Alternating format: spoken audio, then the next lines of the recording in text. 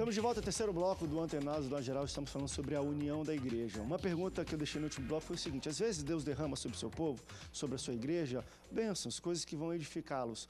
Porém, quando Deus faz isso, em algumas situações eu já vi a bênção dele e o presente, as dádivas dele se tornarem objetos de divisão, de desunião da igreja. Deixa eu citar um que eu falei isso.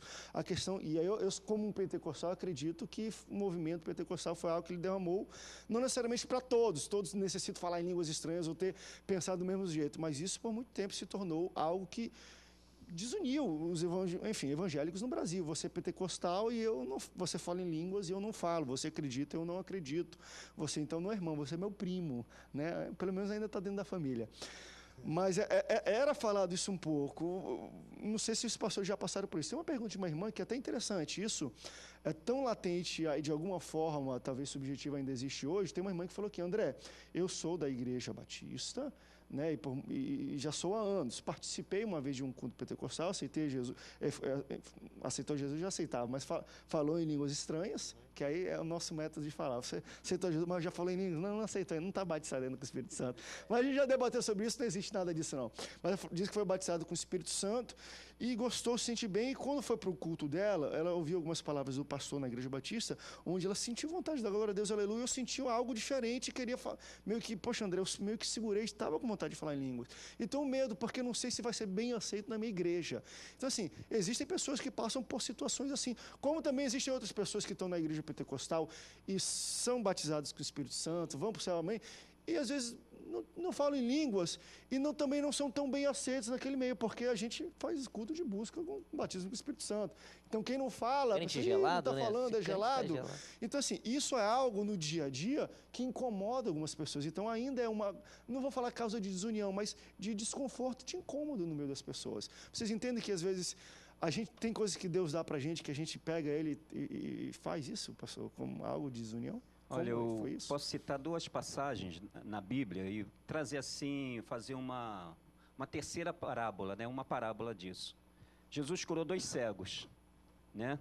Com um, ele simplesmente colocou a mão sobre a cabeça dele, ele foi curado. O outro, ele fez lodo, né? E passou nos seus olhos. Agora, vamos imaginar hipoteticamente esses 2 cegos se encontrando e falando das maravilhas de Deus, como Deus agiu na vida deles. Então eles começaram a falar, né, como Deus é maravilhoso. Aí um falou, olha, ele chegou, passou o lodo nos meus olhos, eu fui curado. Aí o que foi imposto às mãos falou, não, que é isso?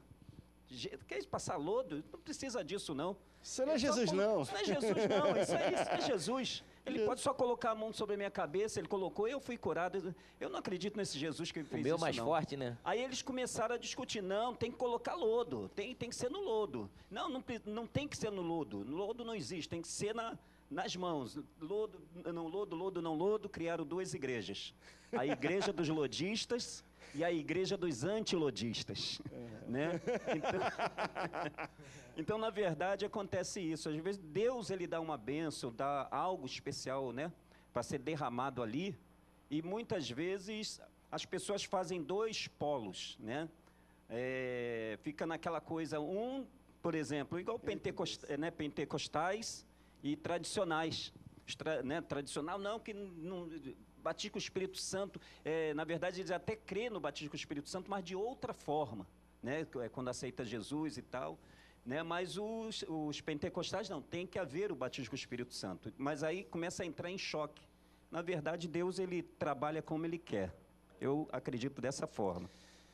Tem uma ilustração de um pastor muito boa, que acho que tem a ver muito com isso que o pastor falou aqui, e o pastor Alexandre também falou no início. André, no que tange as coisas básicas, o cerne da questão, a gente não pode de fato mudar e mexer. Agora, as doutrinas, o jeito de interpretar, a gente tem que entender que vão diferenciar e vai se... O problema é quando a doutrina, quando o supérfluo, o orbital se torna o objeto de divisão. Essencial. Quando era para ser só o centro. Por exemplo, me presta aqui, pastor, esse microfone. Esse cara falou assim, se você pega um microfone e você bota assim de lado, filma aqui, tem como dar um zoom nessa câmera aqui? Você filma isso aqui de lado. Ele fala assim, olha, o humano tem a visão 2D, então a gente vê formatos. Se você vê o formato disso aqui, você vai ver que é quase que um retângulo, né? Quadrado aqui, aqui sobe e volta, como se fosse um retângulo. E quando você vê esse mesmo microfone assim, você vê que ele é uma circunferência, uma bola. Mas calma aí, retângulo ou bola? O que é isso aqui? Um está falando que é retângulo, outro está falando que é bola. E Deus está vendo 3D, está falando é a mesma coisa. Então eu acho que tem muita coisa que a gente briga hoje, fala e não fala em línguas. Pré, pós, depois da tribulação. Vamos lá, eu vou até além, eu sei que eu vou tocar um pouco, vou até além. Eleito ou escolhido, perde ou não perde salvação. A gente briga tanto por coisas, Deus está falando assim, querido, é a mesma coisa. A gente está falando do mesmo Deus, às vezes, do mesmo Jesus, só que ele trabalha de maneiras diferentes, a gente interpreta ele de maneiras diferentes. Acho que a gente chegou talvez aqui no cerne da questão de todo o debate, quando as coisas orbitais se tornam um motivo da nossa desunião, quando não deveria ser. A gente poderia ser, o motivo de desunião é o centro. Se o cara diferenciou do centro de Jesus, o seu sangue, enfim, né, o sacrifício dele na cruz, a Santíssima Trindade, eu tenho isso como talvez os pilares. Fugiu disso, doutrina, salvação, falar em línguas estranhas, pré, pós, isso aí mistura, o pessoal começa a brigar mais sobre isso do que sobre o que é central na Bíblia. Aí que o negócio André, traga. eu acho que o problema consiste no seguinte, muitas vezes existem pastores que são verdadeiros criadores de doutrina, né? E quando eles começam a criar doutrinas, né? Antes de nós virmos para cá, estávamos conversando entre pastores sobre alguns métodos, né? Metodologias de coisificação da fé, né? Quando o que Jesus fez está sendo, na verdade, transferido para uma outra pessoa, né? O pastor, ele começa a declarar, olha, eu subi o monte e fiz esse sacrifício por você, e você vai ser abençoado porque eu me sacrifiquei por você. Então, quando as pessoas começam a quererem tomar o lugar de Cristo desde ser o centro, para ser circunferencial, né? Quando na verdade ele é o centro da nossa fé, então isso nos preocupa. Eu acredito que quando se fala em divisão, há pouco tempo eu estava pensando sobre divisão, vem da palavra duas visões, né? O prefixo di é dois, e visão, duas visões. Então, quando essa divisão existe dentro da igreja, é um problema hierárquico. Quando sai da igreja, quando se torna extramuros, aí o problema pode ser doutrinário, né? E pode ser um problema também, como eu disse no início, de ortopraxia. Porque o problema da ortopraxia também é importante para a igreja. Existem igrejas que estão praticando coisas que eu jamais praticaria. Como, por exemplo, olha, você vem aqui na igreja e você vai receber o óleo da sétima essência. Esse óleo da sétima essência não está na palavra de Deus. E fere exatamente aquilo que nós aprendemos com a palavra de Deus. Nós sabemos que quem vai curar é o Senhor Jesus Cristo. No que concerne, por exemplo, a questão do batismo com o Espírito Santo, a Igreja Batista ela pensa no batismo com o Espírito Santo como a primeira bênção. O batismo com o Espírito Santo embutida na primeira bênção. Já os pentecostais creem, né, no batismo com o Espírito Santo como algo que está embutido na segunda bênção. Então, isso não divide, não separa ninguém. É tudo bênção. Né? É tudo bênção. Segunda, é tudo bênção. Né? É tudo bênção. Nenhum batista vai chegar e falar assim, a Assembleia de Deus tem uma doutrina errônea, ou diríamos heterodoxa. Ninguém vai dizer isso, porque sabe que é uma igreja séria. Agora, o que a turma está fazendo por aí é um negócio preocupante. E é caso de desunião, às vezes, entre os evangélicos. E necessária desunião, porque aí não tem como você unir com quem não está unido à palavra de Deus. Discordar de ideias é uma coisa, e a pessoa às vezes se sentir dono de um dom, é o que temos visto. Aí é onde entra a questão da desunião, mas que na verdade a gente tem que não estar unido mesmo, porque as pessoas estão se intitulando, né? Estão colocando o título, dizendo que é fulano, que ele é o dono daquele poder, que ele é o dono daquele milagre, que ele é o dono daquele dom, quando na verdade ele não é dono de nada. E a palavra de Deus, né, ela diz assim, quando ela fala da mesma idade, né, a qualidade de pensar a mesma coisa, sentir a mesma coisa, fala de doutrina em Efésios 4. Né? Nós temos um só Deus, uma só fé. Só que muitas vezes as pessoas não abraçam a fé bíblica, mas um fideísmo, um salvacionismo. Né? Deus está sendo coisificado a toda hora e as coisas estão sendo deificadas também a toda hora. isso nos preocupa, né? Nós não podemos concordar com isso, porque aí estamos sendo omissos diante de uma fé pura, genuína, verdadeira, né? E maravilhosa, que é a fé em Jesus Cristo. E hoje a informação que a gente tem hoje da forma como as igrejas trabalham é muito maior por conta da mídia. Hoje você acorda domingo, você liga a televisão, tem um programa evangélico. Você acorda no sábado, tem um programa evangélico.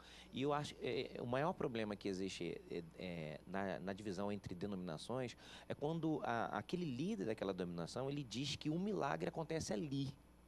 Amém. Mas não é só ali que acontece o milagre. E aí aquele membro, aquele liderado que está ali, ele olha para você que é de outra igreja e fala, vai na minha igreja porque lá o milagre acontece. É o dono do milagre.